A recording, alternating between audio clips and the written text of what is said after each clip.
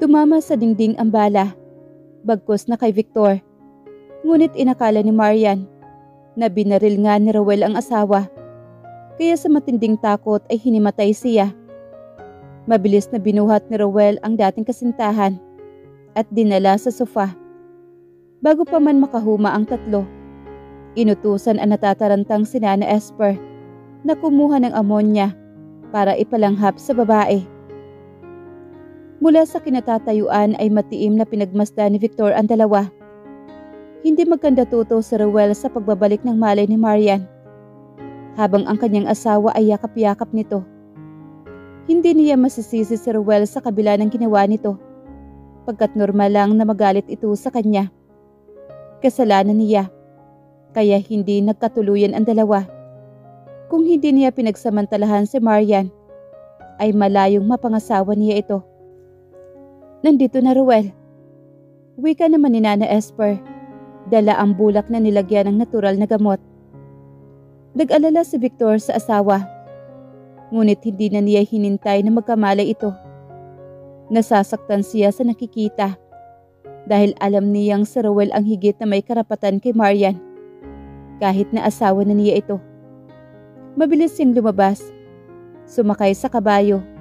At pinatakbo iyon palayo sa bahay hasyenda.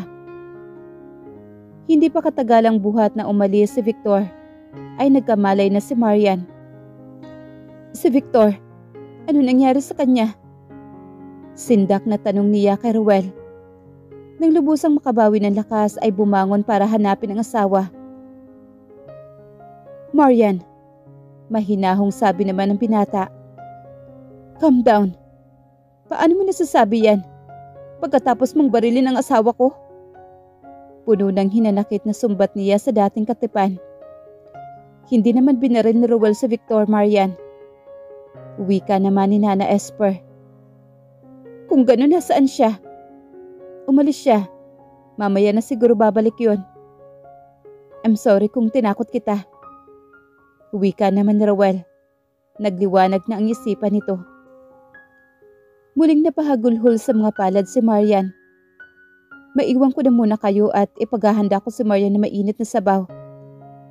Paalam naman ni Nana Esper. At bago pa nakasagot sa sino man sa dalawa, ay mabilis nang nagtungo sa kusina. Alam ni Marian na paraan iyon na matanda upang bigyan sila ni Rowel ng pagkakataong makapag-usap ng sarilinan. Patawarin mo ako, Rowel. Totoong pinagsamantalahan ako ni Victor. Napamura naman na marahas ang binata. Sa nangangalit ng mga ngipin. Talagang hindi mapagkakatiwala ng walang hiyang yun. Rowel, makinig ka. Aniya at hinawakan ito sa braso. Kasalanan ko rin ang nangyari. Dahil hindi ako nag-ingat. Pero bakit ka nagpakasal sa kanya? Bakit? Puno ng hinanakit ang tinig ni Rowel. Noong tumawag ka sa akin, bakit hindi mo ipinagtapat ang totoo? Sana'y nakauwi ako para nadamayan kita. Natakot ako, Rowel. Aniya sa pagitan ng mga hikbi niya. Alam ko kung paano mo ako ikinagalang. Kung paano mo tiniis na huwag akong angkinin. Dahil iginagalang mo ang kagustuhan ko. Ano pa mukhang maihaharap ko sa iyo? Pagkatapos na makuha ni Victor ang aking pagkababae. Muli namang napamura si Rowel. Mauunawaan ko dahil hindi mo ginusto yon. Hindi ko alam na ganyan ang magiging saloobin mo. Inakala kong pandidirihan mo ako na hindi mo na ako mamahalin dahil marumi na akong babae. Ginagap ni Rowel ang mga palad niya at masuyong hinagkan.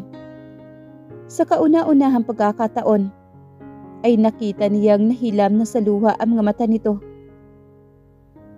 Mahal na mahal kita, Marian. At kung alam mo yun, dapat alam mo ring hindi kita maaaring pabayaan. Diniinan nito ng daliri ang mga mata. Hindi ka dapat nagpakasal kay Victor. Wala na tayong magagawa pa, Rowel. Kasal na ako kay Victor. Wala akong pakialam. Sumama ka sa akin. Magpapakalayo-layo tayo.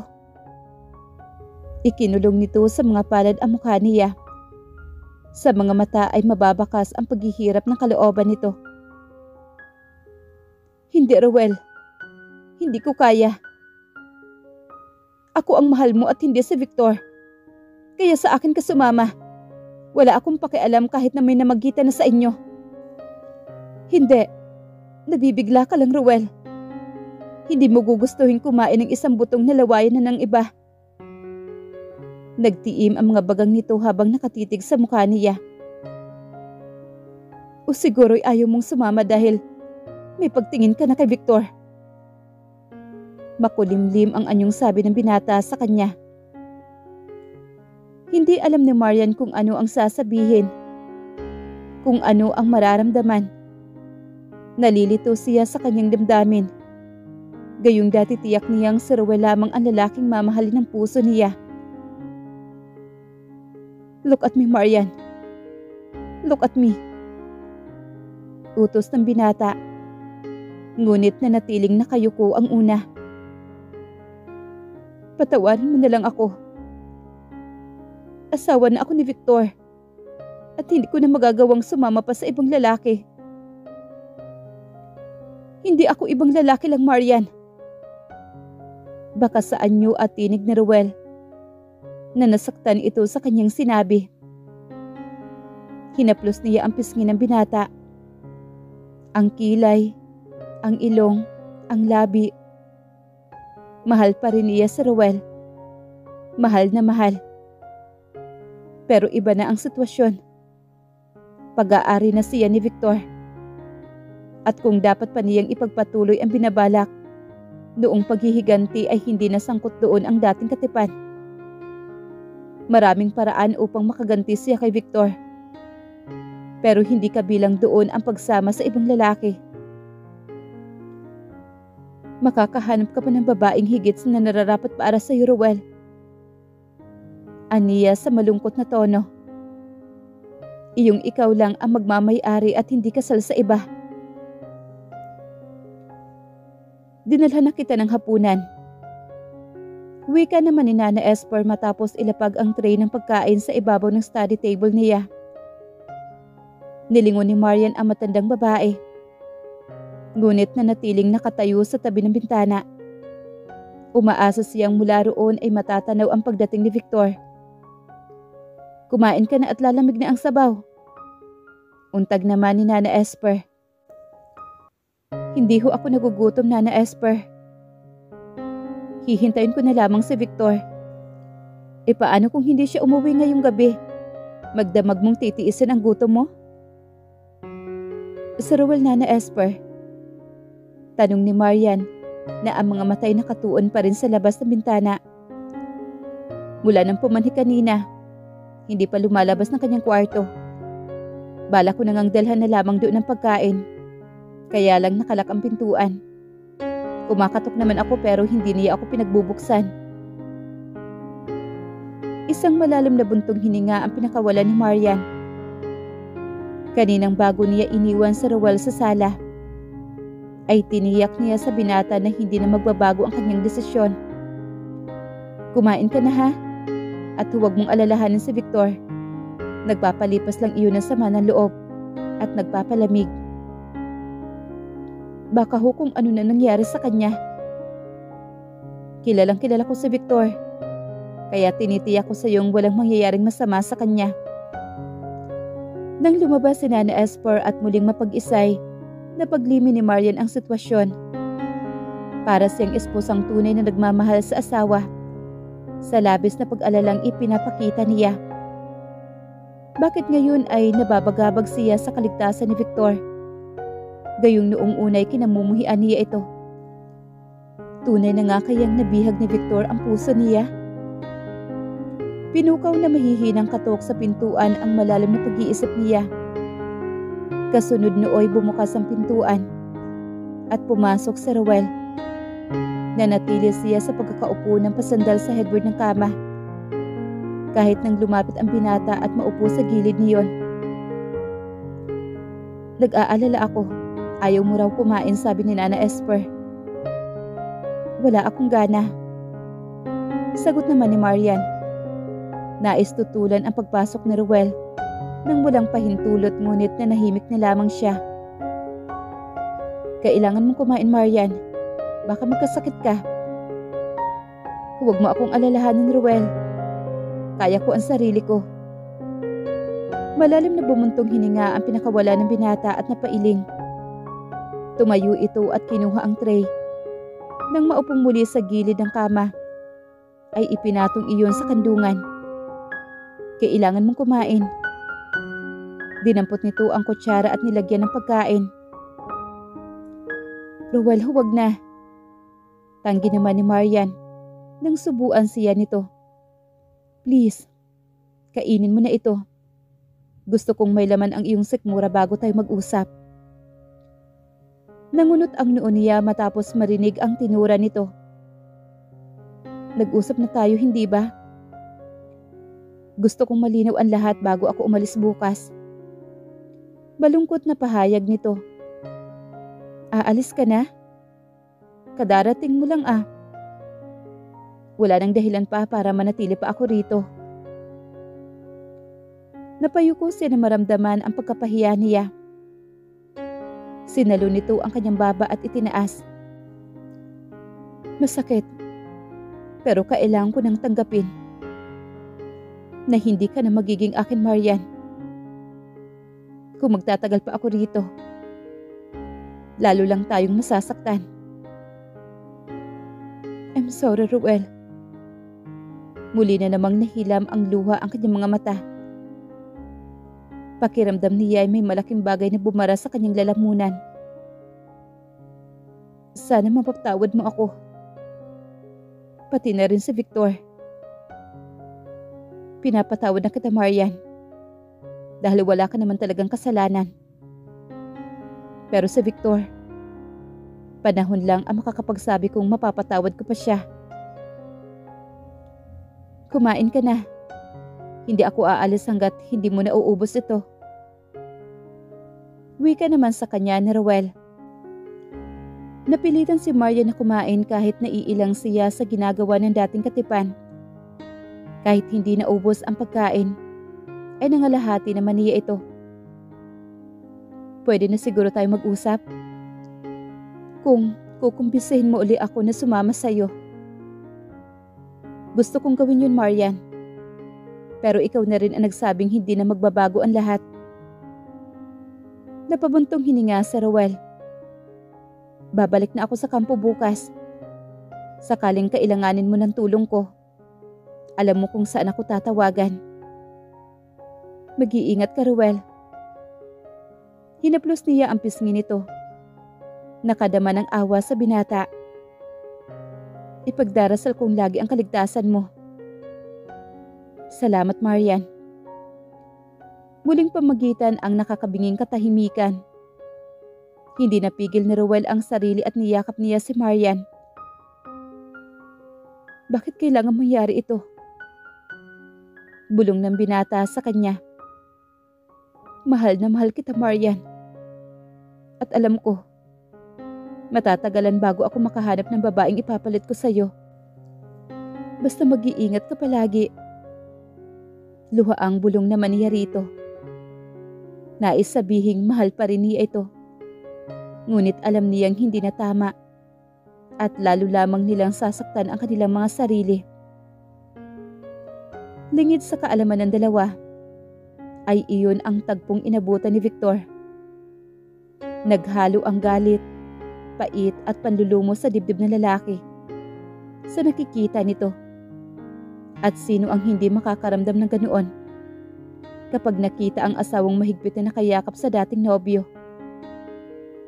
Bago pa maramdaman ng dalawa ang kanyang presensya, ay mabilis nang tumalikod si Victor at muling umalis sakay ng kabayo. Magdamag nagising si Marian sa paghihintay sa pagdating ni Victor. Buong akala niya ay hindi na nagbalik ang lalaki. Matapos umalis nang mawalan siya ng malay. Bugto ang mga matang nakita niya sa salamin na magtungo siya sa banyo. Halatang magdamag na umiiyak siya. Naglinis lang siya ng katawan at nagpalit ng damit pambahay. Masakit ang ulo niya at ang mga matay parang may buhangin. Tahimik na tahimik sa buong kabahayan. At bukod sa mga yabag niya'y walang ibang maririnig kundi ang salitang huni ng mga ibon na humahapon sa mga bintana at bungbungan. Hindi niya alam kung umalis na si Rowell. Hindi nasabi sa kanya ng binata kagabi kung magigisnan pa ba niya ito. Umingat ang pintuan ng kusina nang itulak niya. Nagulat pa si Nana Esper na malingon na niyang nakatayo sa likuran nito. Hindi pa ho ba umuwi si Victor? Pabuntong hininga niyang sabi rito at nanlulumong na upo sa plastic chair na hinugot mula sa ilalim ng lamesa. Hindi mo ba siya nakita kagabi? Dumating siya, pero umalis din kaagad. Nagtaka nga kami ng tataruding mo. Anong oras ho siya dumating? Mga pasado 8:00 yata. Oo, pasado 8:00 nga. Kung dumating si Victor, ay hindi nga niya ito makikita. Dahil ng mga oras na iyon ay kasama niya sa kwarto si Rowell. At marahil nakita sila ng lalaki. Kaya nagmamadali rin itong umalis. Gusto mo ba ng kape o gatas kaya? Alok na matanda na mapansin ang pananahimik niya. Gatas na lang ho, Nana Esper.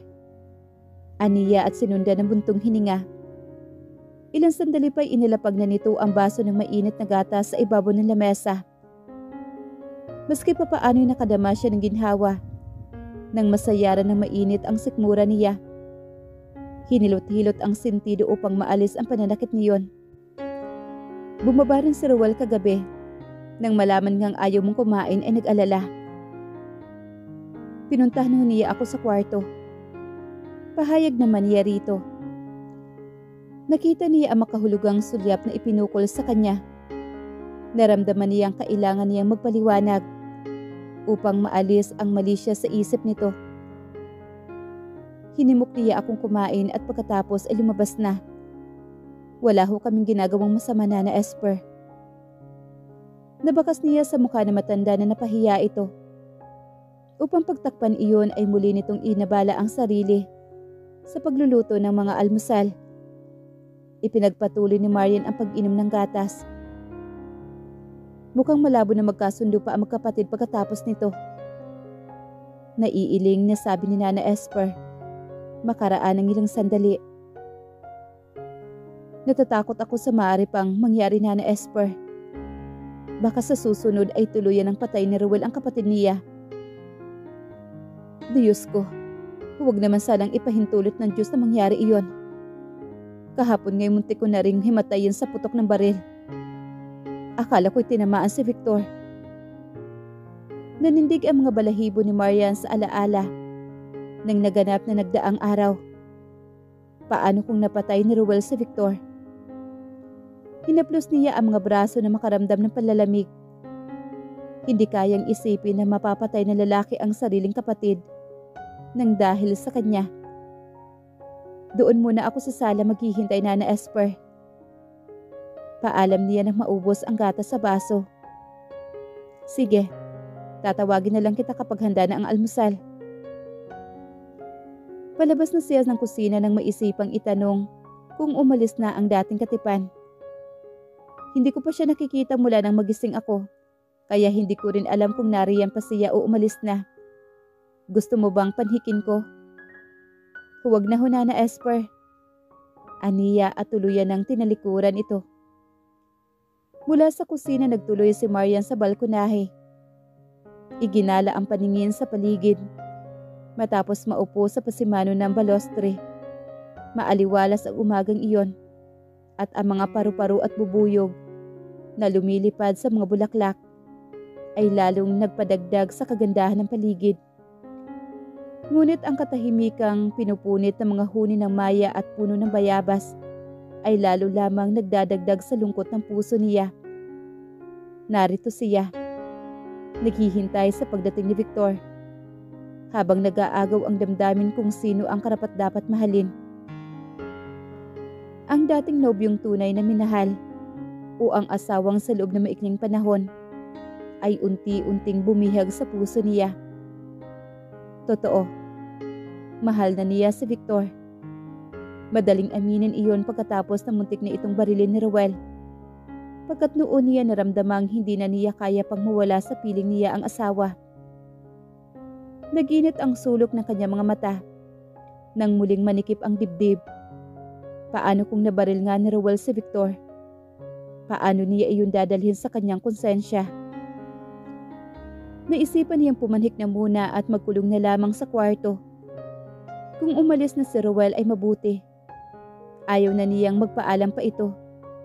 Pabalik na siya sa loob nang marinig ang papalapit na yabag ng kabayo. Pumihit siya upang salubungin si Victor.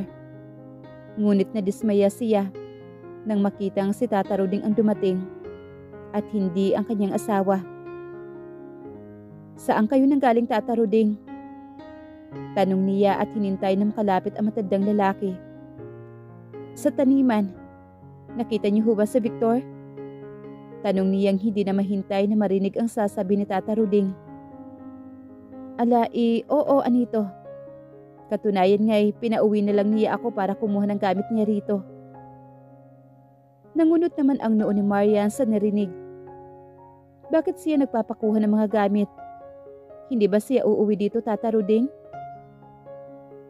Nabakas ang pag-alinlangan sa mukha ng matandang lalaki. Sinusunod ko lang naman ang utos niya, Marian. At pagkasabi niyang ikuha ko siya ng mga gamit, ay hindi na ako nag-usisa pa. Saan ho siya tutuloy ngayon? Malungkot na tanong niya. Hindi ba't may kubong pahingahan malapit sa taniman ng pinya? Doon siguro siya tutuloy. Dahil parang bahay din naman iyon, na may kwarto at may mga gamit pang kusina. Sadyang ipinatayo ni Victor ang kubo, dahil kapag anihan, ay madalas na doon siya natutulog. Nakita ko na ho ang sinasabi niyong kubo. Pero ang punto ko, hindi naman niya sinabing doon muna siya pansamantala. Isiguro'y nakalimutan lang. Hindi niyo na kailangang magpaliwanag pa para sa kanya, Tata Ruding. Sandali lang ho, at ihahanda ko ang mga gamit niya.